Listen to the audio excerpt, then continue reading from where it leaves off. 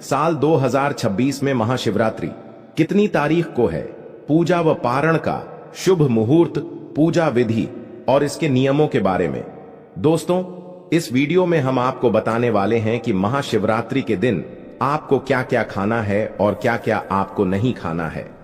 इस वीडियो में हम आपको विस्तार से यह जानकारी बताएंगे कि शिवरात्रि के दिन ऐसी कौन सी चीज शिवलिंग पर चढ़ा देना है या फिर ऐसी कौन सी चीज आपको खा लेना है जिससे आपको लाभ ही लाभ हो, आपको धन दौलत की प्राप्ति हो। इसलिए आप इस वीडियो को अंत तक जरूर देख लेना मानकर। चलिए, अगर आप इस वीडियो को अंत तक देख लेते हैं तो मैं महादेव की सौगंध खाता हूं कि आपकी जो कोई मनोकामना है वह पूर्ण ना हो जाए तो मुझे बताना दोस्तों। यह उपाय अभी तक हम लाखों और करोड़ों व्यक्तियों को बता चुके हैं, इसलिए इस उपाय को आपको भी हम बता रहे हैं और आपसे एक विशेष अनुरोध है कि इस वीडियो को ज्यादा से ज्यादा शेयर करें जिससे कि हर एक भारतीय नागरिक तक जरूर पहुंचे और कमेंट में हर हर महादेव अवश्य लिखें। दोस्तों, आपको कौन सी चीज है जो भूलकर भी नहीं खानी चाहिए?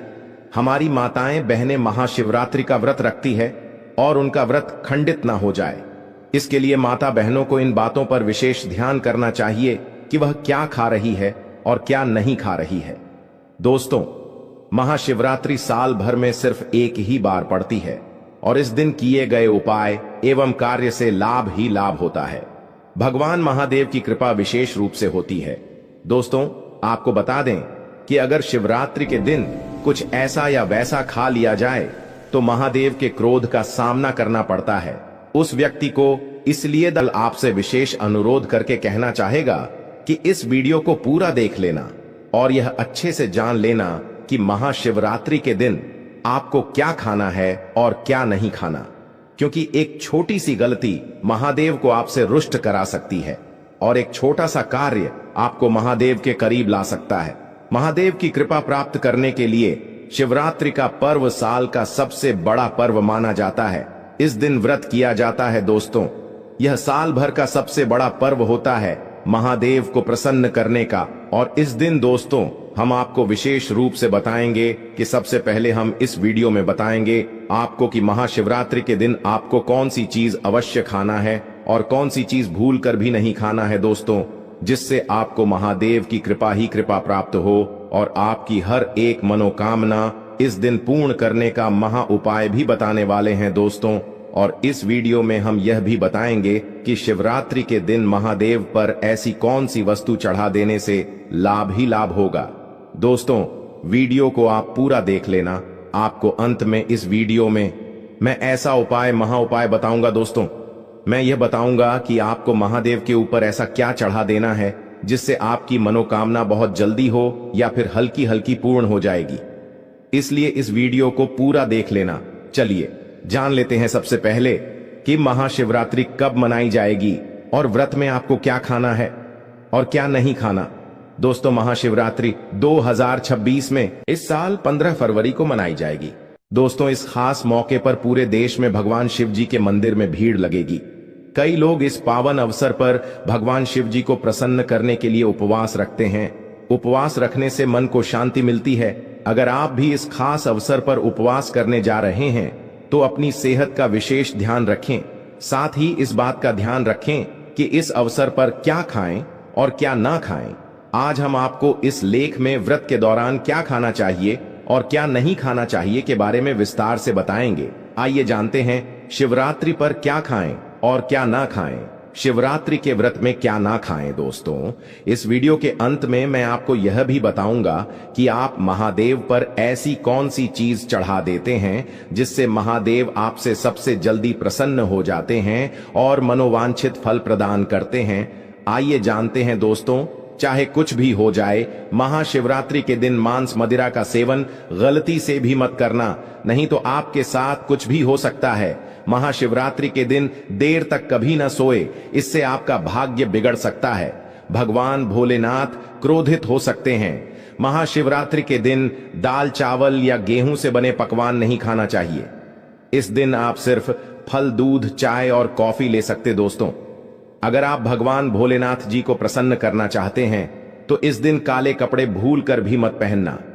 इस दिन जितना ज्यादा हो सके भगवा रंग या लाल रंग का ही कपड़ा पहने, बहुत ही शुभ और मंगलकारी माना जाएगा। इस दिन गलती से भी पति पत्नी शारीरिक संबंध भूलकर भी ना बनाएं, अन्यथा भगवान भोलेनाथ के क्रोध का सामना आपको करना पड़ेगा। इस दिन जितना ज्यादा हो सके दान करें। भगवान भोलेनाथ को अगर खुश करना है तो यह बातें गांठ बांध ले दोस्तों, यह पाप कभी मत करना। महाशिवरात्रि के इस पावन अवसर पर शिवलिंग पर भूलकर भी यह चीजें मत चढ़ाना, नहीं तो जिंदगी भर आपको किसी बड़ी परेशानी का आपको सामना करना पड़ सकता है, आपका व्रत टूट भी सकता है। भगवान भोलेनाथ अत्यंत क्रोधित हो सकते हैं, जान लीजिए, नहीं तो आपके व्रत रखने का कोई भी फायदा नहीं। तो चलिए जानते हैं दोस्तों। नंबर 1, तुलसी। पौराणिक कथाओं के मुताबिक तुलसी को माता लक्ष्मी जी का स्वरूप माना जाता है। माता लक्ष्मी जी भगवान विष्णु जी की पत्नी है। भगवान विष्णु शालिग्राम की पूजा में ही तुलसी का प्रयोग किया जाता है। ऐसे में शिवलिंग पर तुलसी का प्रयोग वर्जित है। यह आपको पाप का भागीदार बना सकता है। ऐसा अनर्थ कभी मत करना दोस्तों। नंबर 2, सिंदूर एक प्रकार से श्रृंगार की वस्तु है जो सभी देवियों को चढ़ाया जाता है, परंतु भगवान भोलेनाथ बैरागी है और वह महाकाल है, इसीलिए उन्हें सिंदूर नहीं चढ़ाया जाता है। ऐसा पाप आप कभी मत करना दोस्तों। नंबर 3, शिवरात्रि के पावन अवसर पर जितना ज्यादा हो सके आपको भगवा रंग पहनना चाहिए। भगवान भोलेनाथ अति प्रसन्न होते हैं। इस दिन काले कपड़े पहनने से बचना चाहिए और मंदिर में काले वस्त्र पहनकर कभी प्रवेश ना करें दोस्तों। नंबर 4, हल्दी। सभी देवी देवताओं की पूजा में हल्दी का उपयोग किया जाता है, लेकिन कुछ का मानना है कि विनाश के देवता भगवान भोलेनाथ जी को अर्पित नहीं करना चाहिए, क्योंकि हल्दी सौभाग्य का प्रतीक है। दोस्तों, 5 के केत के फूल। पौराणिक कथाओं के मुताबिक केतकी के फूल भी शिवलिंग पर नहीं चढ़ाना चाहिए, क्योंकि एक बार केतकी के फूल भगवान ब्रह्मा के झूठ में साथ दिया था।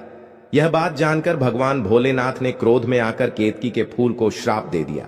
दोस्तों, नंबर 6, नारियल पानी।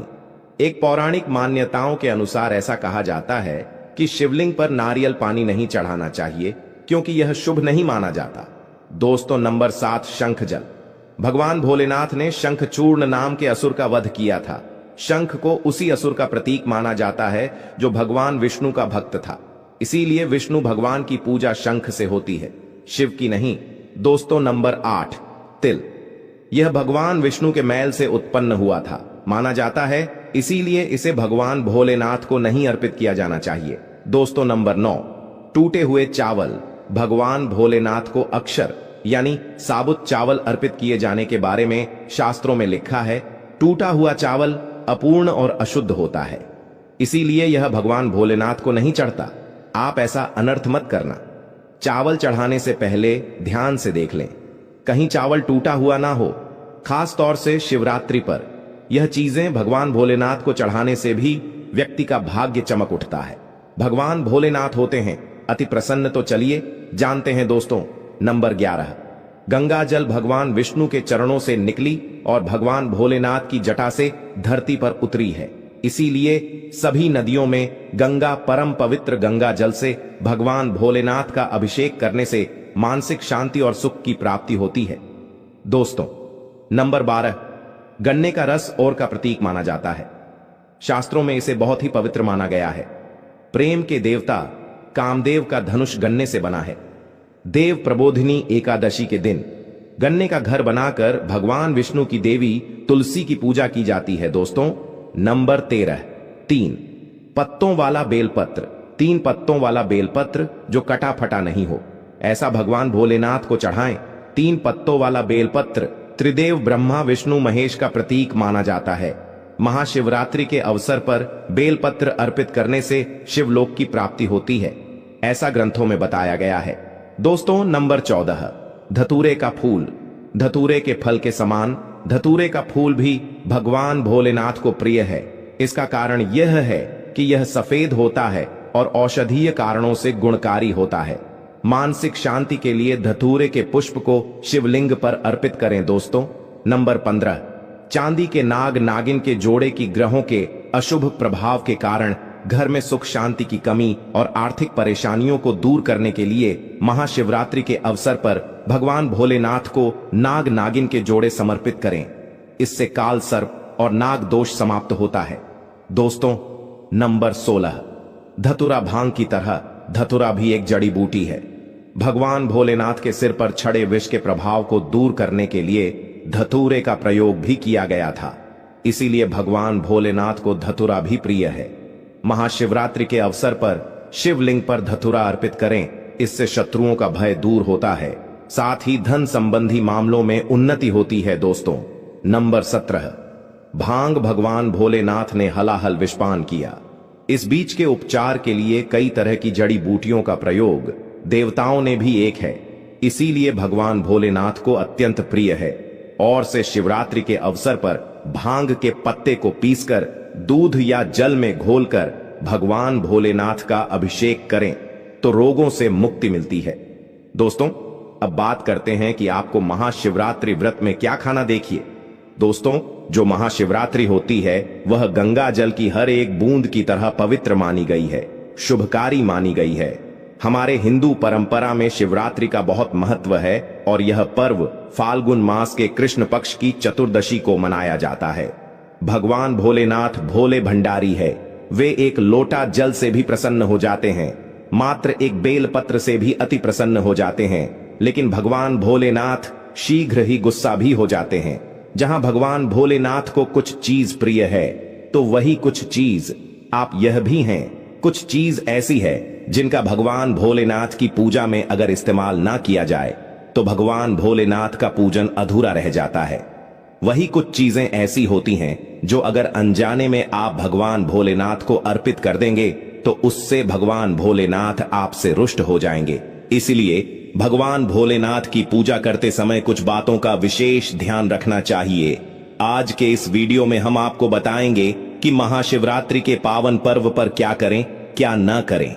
कौन सी ऐसी वस्तुएं हैं जो भगवान भोलेनाथ को अति प्रिय हैं और कौन सी ऐसी वस्तु है जो भगवान भोलेनाथ को बिल्कुल भी प्रिय नहीं है, और कौन सी वस्तु है जो भगवान भोलेनाथ को भूल से भी अर्पित नहीं करना चाहिए। दोस्तों, सबसे पहले जानते हैं कि महाशिवरात्रि के पावन पर्व पर क्या करना चाहिए जिससे कि भगवान भोलेनाथ और माता पार्वती का आशीर्वाद आपको प्राप्त हो। महाशिवरात्रि के दिन भगवान भोलेनाथ की पूजा सफेद या लाल रंग के वस्त्र धारण करके ही करें। सफेद और लाल रंग के वस्त्र धारण कर भगवान भोलेनाथ का पूजन करना बहुत ही शुभ माना जाता है। यदि संभव हो तो इस दिन पूजा में बिना सिले हुए वस्त्र पहने महाशिवरात्रि के पावन पर्व पर भगवान भोलेनाथ के शिवलिंग का पूजन अवश्य ही करें। शास्त्रों के अनुसार महाशिवरात्रि के दिन ही भगवान भोलेनाथ शिवलिंग के रूप में प्रकट हुए, इसलिए इस दिन शिवलिंग का पूजन करना सबसे ज्यादा श्रेष्ठ माना जाता है। शिवलिंग का पूजन करने से भगवान भोलेनाथ और माता पार्वती की असीम कृपा प्राप्त होती है। वैसे तो महाशिवरात्रि पर भगवान भोलेनाथ का पूजन रात्रि के चारों पहर में किया जाता है। दोस्तों, इस बार पंचांग के अनुसार फाल्गुन माह के कृष्ण पक्ष की चतुर्दशी तिथि की शुरुआत 15 फरवरी को शाम 5:04 से आरंभ होगी। इस तिथि का समापन अगले दिन 16 फरवरी शाम 5:34 पर होगा। महाशिवरात्रि व्रत के दिन भगवान भोलेनाथ जी की उपासना निश्चिता काल में की जाती है, इसलिए महाशिवरात्रि व्रत इस साल 15 फरवरी 2026 रविवार के दिन रखा जाएगा। दोस्तों, अब बात करते हैं कि आप लोग किस पहर में कितने समय पूजन कर सकते हैं। प्रथम पहर पूजन समय 15 फरवरी को शाम 6:11 से शुरू होगा और समापन रात 9:23 को होगा। दूसरा पहर पूजन समय 15 फरवरी को रात 9:23 से शुरू होगा और समापन अर्धरात्रि 12:36 पर होगा। तीसरे पहर पूजन समय रात 12:36 से शुरू होगा और समापन सुबह 3:47 पर होगा। दोस्तों, महाशिवरात्रि का मतलब है भगवान भोलेनाथ का रात्रि के समय पूजन करना। इससे भगवान भोलेनाथ अतिशीघ्र ही प्रसन्न हो जाएंगे और आपको मनचाहा वरदान देंगे। महाशिवरात्रि पर भगवान भोलेनाथ के साथ माता पार्वती जी की पूजा भी अवश्य ही करें। ऐसा करने से आपको भगवान भोलेनाथ के साथ माता पार्वती जी का भी आशीर्वाद प्राप्त होगा। शिवरात्रि के दिन भगवान भोलेनाथ का शिवलिंग पर बेलपत्र अवश्य ही अर्पित करें। बेलपत्र भगवान भोलेनाथ को अति प्रिय है। बेलपत्र के बिना भगवान भोलेनाथ का पूजन अधूरा माना जाता है। बेलपत्र एक पत्ता नहीं माना जाता। एक शाखा में जो 3 पत्ते जुड़े हैं उन्हें बेलपत्र कहा जाता है। एक शाखा में 3 जुड़े हुए बेलपत्र ही शिवलिंग पर अर्पित करें और चंदन से उस पर ओम नमः शिवाय लिख करके अर्पित करें। ऐसा करने से भगवान भोलेनाथ की कृपा प्राप्त होती है। महाशिवरात्रि के दिन भगवान भोलेनाथ को पूजा में अक्षत अर्पित करें। ऐसा करने से आपको भगवान भोलेनाथ जी का आशीर्वाद प्राप्त होगा। इस दिन रात्रि में भगवान भोलेनाथ का जागरण अवश्य करना चाहिए, जिससे आपको महाशिवरात्रि का पूर्ण फल प्राप्त हो सके। महाशिवरात्रि के दिन भगवान भोलेनाथ की पूजा करने से पहले भगवान श्री गणेश भगवान, कार्तिकेय नंदी जी और माता पार्वती का पूजन अवश्य ही करना चाहिए, नहीं तो आपको पूजा का फल प्राप्त नहीं होगा। इस दिन बैल को हरा चारा अवश्य ही खिलाना चाहिए, क्योंकि बैल को नंदी जी का रूप माना जाता है, जो भगवान भोलेनाथ जी को अत्यधिक प्रिय है। दोस्तों, महाशिवरात्रि पर इन कार्यों को करने से भगवान भोलेनाथ की कृपा प्राप्त होती है। दोस्तों, अब बात करते हैं कि आपको महाशिवरात्रि के दिन क्या क्या खाना चाहिए। शिव पुराण के अनुसार माना जाता है कि महाशिवरात्रि पर व्रतधारी को धतूरा अवश्य खा लेना चाहिए। भले ही आप थोड़ा सा खाएं, लेकिन खा जरूर ले, इससे व्रत पूरा हो जाता है। इस दिन भांग खाने से संपूर्ण फलों की प्राप्ति हो जाती है। अगर आप भांग नहीं खाते हैं तो इससे थोड़ा बहुत स्वाद लें, नहीं तो आपका व्रत अधूरा माना जाएगा। दोस्तों, महाशिवरात्रि के पावन पर्व पर भगवान भोलेनाथ और माता पार्वती जी की कृपा प्राप्त करने के लिए इन सभी बातों का विशेष ध्यान रखें, जिससे आपको व्रत और पूजा का पूर्ण फल प्राप्त हो और भगवान भोलेनाथ और माता पार्वती जी की आपको कृपा मिल सके। बहुत सी चीजें इस दिन के व्रत में ऐसी होती हैं जो आपको नहीं खानी चाहिए, और एक चीज ऐसी है जो महाशिवरात्रि के दिन जरूर खानी चाहिए, ताकि आपको इस व्रत का संपूर्ण फल मिले। महाशिवरात्रि के दिन बहुत से लोग व्रत रखते हैं। एक बेला उपवास रखकर कई लोग साथ भी भोजन करते हैं। महाशिवरात्रि का व्रत अगर आप रखते हैं तो ध्यान रखें, शरीर में पानी की कमी ना हो। इसके लिए अनार या संतरे के जूस का सेवन कर सकते हैं, लेकिन गन्ने का जूस मत पीजिए। महाशिवरात्रि के दिन फलाहार में सेब, संतरा, पपीता, केला, खीरा वगैरह खा सकते हैं। दोस्तों, सच्चे दिल से कमेंट बॉक्स में लिखें हर हर महादेव, एक लाइक जरूर करें। धन्यवाद। जय मां लक्ष्मी। दोस्तों, आजकल बहुत से लोग अपनी जिंदगी को बर्बाद कर रहे हैं, क्योंकि कुछ लोग दान करते समय ऐसी चीजें देते हैं जो दान नहीं करनी चाहिए। श्री कृष्ण ने कहा कि जो भी व्यक्ति इन 3 चीजों में से किसी को देता है, वह अपने आप को बर्बाद कर रहा है और अपना भाग्य अपने आप खराब कर रहा है। अगर आप भी इन 3 चीजों में से किसी को दूसरे की भलाई के लिए देता है, तो वह अपना भाग्य स्वयं खराब करता है। और दोस्तों, गुरुजी ने एक उपाय भी बताया है। कई लोग अपने घर में 100% विश्वास के साथ उनके बताए गए रास्ते पर चलते हैं और घर की दिशा और दशा दोनों ही बदल देते हैं। आजकल इंसान ही अपने पैरों पर कुल्हाड़ी मारने लगा है, अर्थात कहने का मतलब यह है कि खुद ही गलती करता है, फिर कहता है, हे भगवान, तुमने मेरे साथ ऐसा क्यों किया, और भगवान को दोष देने लगता है। और आप भी यह गलती अपने घर में कर रहे होंगे। अभी आपके घर में नकारात्मक ऊर्जा का आना शुरू हो गया होगा, और जब हम इस तरह के काम करते हैं घर में, तो घर की दशा और दिशा दोनों ही बिगड़ जाती है। दोस्तों, भूलकर भी इन 3 चीजों को किसी को भी ना दें, नहीं तो आपको सड़क पर आने में कुछ वक्त लगेगा। भगवान श्री कृष्ण के अनुसार मनुष्य को अपने घर की चीजें भूल से भी दूसरों को कभी भी दान अथवा भेंट में नहीं देनी चाहिए। इन चीजों के साथ ही घर से लक्ष्मी भी चली जाती है। हमें बचपन से ही सिखाया जाता है कि दूसरों की मदद करने से, दूसरों को दान देने से मनुष्य को पुण्य मिलता है। भगवान श्री कृष्ण के अनुसार जो मनुष्य अच्छे कर्म करते हैं, उन्हें उसका अच्छा फल नहीं मिलता है, परंतु कुछ चीजें ऐसी होती हैं जो आपको भूल से भी दूसरों को नहीं देनी चाहिए, क्योंकि यह चीजें अगर आप दूसरों को देते हैं तो इन चीजों के साथ आपके घर की सुख समृद्धि भी चली जाती है, क्योंकि इन्हीं चीजों के साथ आपके घर की शांति, सुख, समृद्धि जुड़ी हुई होती है। अगर यह चीजें आप दूसरों को दे देते हैं तो आपको दरिद्रता का सामना करना पड़ सकता है। कई लोग कहते हैं यह हमारा घर वास्तुशास्त्र के अनुसार चलना चाहिए। अगर जो व्यक्ति वास्तुशास्त्र के अनुसार नहीं चलता है तो उसके घर में बर्बादी के लक्षण दिखने लग जाते हैं। आपको बर्बाद नहीं होना है, आपके घर को उन्नति की ओर ले जाना है। आपके घर में रहने वाले हर सदस्य ठीक रहे। रसोई घर में यह गलती मत करना कभी। और ईश्वर कहते हैं कि जो भी व्यक्ति अच्छे तरीके से पूजा पाठ करता है उसे मैं स्वीकार करता हूं, उसकी हर मनोकामना को पूरा करता हूं। वीडियो में आगे बढ़ने से पहले अभी ही वीडियो को लाइक करें और नीचे कमेंट बॉक्स में लिखें सच्चे दिल से जय सीताराम, जय जय मां लक्ष्मी। दोस्तों, विष्णु पुराण में इन चीजों का उल्लेख किया गया है। इन चीजों का संबंध मां लक्ष्मी से माना जाता है और हम सभी जानते हैं कि मां लक्ष्मी का हमारे जीवन में कितना अधिक महत्व है। जिसे घर पर मां लक्ष्मी की कृपा होती है वहां पर सदैव धन, वैभव, सुख, शांति का आगमन होता है। अगर महालक्ष्मी किसी कारणवश रुष्ट हो जाती है तो घर से सुख, संपत्ति और वैभव भी नष्ट हो जाता है। इसीलिए आप यह ध्यान में रखें कि अपने घर में मौजूद ऐसी चीजें जिनका संबंध मां लक्ष्मी से है, दूसरों को कभी उधार ना दें। जो भी व्यक्ति आज इन 3 चीजों को अच्छी तरीके से जान लेगा तो वह व्यक्ति किसी को भी नहीं देगा और उसके घर में सुख शांति रहेगी। आज दोस्तों, कुछ भी हो जाए, आप इन 3 चीजों के बारे में जानकर ही जाना है। व्यक्ति चाहता है कि उसके जीवन में सुख शांति बनी रहे और घर पर धन का अभाव ना रहे, लेकिन केवल मेहनत करने से व्यक्ति की यह चाहत पूरी नहीं होती है। कई बार ऐसा होता है, आमदनी अच्छी होने और खूब मेहनत करने पर भी घर पर धन का अभाव बना रहता है कि उसका कारण है जाने अनजाने में हुई गलती। शास्त्रों में ऐसी कई नीतियों के बारे में बताया गया है जिसका पालन करने पर जीवन की कई समस्याएं दूर हो जाती हैं।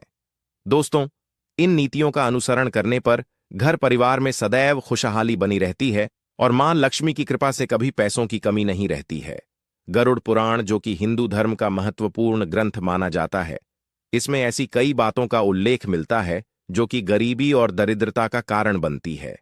अगर आप इन कामों को करते हैं तो आज ही से छोड़ दें, वरना कई तरह की परेशानियां झेलनी पड़ सकती हैं। अब यहां पर कुछ दोस्त ऐसे भी होंगे जो हमारी बातों को हल्के में लेंगे क्योंकि उन्हें वास्तुशास्त्र का ज्ञान नहीं है। इस पर एक कहावत भी प्रचलित है कि बंदर क्या जाने, अदरक का स्वाद। अर्थ यह है कि कोई भी व्यक्ति वास्तुशास्त्र के बारे में नहीं जानता है तो फिर इन उपायों में या वीडियो देखने पर विश्वास ही नहीं करता है। इसीलिए सही सटीक जानकारी के साथ में जानने के लिए इस वीडियो से जुड़ जाइए। दोस्तों, आपके पास अभी जितने भी काम हैं उनको साइड में रख दीजिए। ध्यानपूर्वक जो आपको बताया जा रहा है उसे देखिए और सुनिए। ये सबसे पहली चीज है पत्नी के गहने। दोस्तों, स्त्रियों के आभूषणों को मां लक्ष्मी का प्रतीक माना जाता है। सुंदर आभूषणों से सुशोभित स्त्री मां लक्ष्मी के प्रतिबिंब की तरह दिखाई देती है। इसलिए जब भी हम गहने खरीदते हैं तो सबसे पहले मां लक्ष्मी के सामने रखकर उनकी पूजा करते हैं और इसके बाद ही उन्हें पहनते हैं।